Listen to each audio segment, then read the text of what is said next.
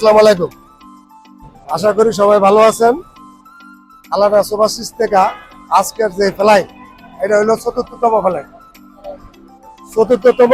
Flight. আলাদা overseas থেকে আপনারা যাইতেছেন। সবাই সুস্বাস্থ্য কামনা করি, সবাই ভালোভাবে থাকবেন, ভালোভাবে চলবেন। এবং দুবাইয়ের যে অফিস আছে কামাল সাহেবের কথা সবসময় শুনবেন। কোনো রাজনীতি, কোনো আন্দোলন এ সমস্ত কিছু করা যাবে না। আগামী জুন মাসের 26 এবং 27 এই দুদিন ঢাকাতে ডেলিগেট আছে। যদি কেউ দুবাই ট্যাক্সি, বাইক এবং পার্কিংয়ে যেতে চান তাহলে এই 26 এবং 27 তারিখে আপনারা উপস্থিত হবেন। আচ্ছা কাকা, আমি যে আপনার ঘরে আলাদা ওভারসিজ থেকে কাজটা করছি এবং আমি লেট করছি, এটা আমি মানি, কিন্তু বাংলাদেশের সরকার ছিল না বিদায় এত দেরি হয়েছে। হ্যাঁ, তারপরও আপনাকে মনের ভাবটা একটু বলেন। আসসালামু আলাইকুম রহমতুল্লাহ, বিসমিল্লাহির রহমানির রহিম।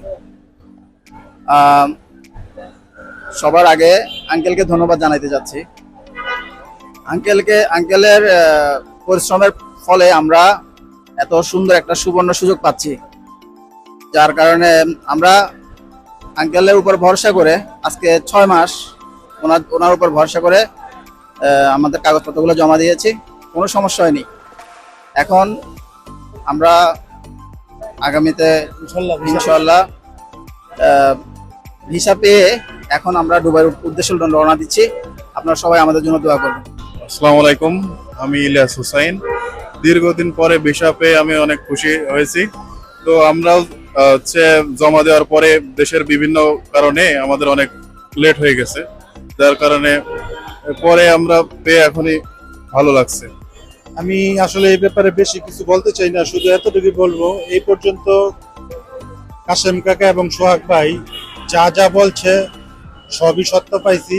ইনশাল্লাহ সামনের কথাগুলো ইনশাল্লাহ সত্য হবে, এই আশা করে আমি রাখছি। আসসালামু আলাইকুম। কথা এতটুকুই যে প্রথম থেকে শেষ পর্যন্ত কাশেম কাকা এবং সোহাগ ভাইয়ের কথার মাঝে কোনো বেমিল পাই নাই।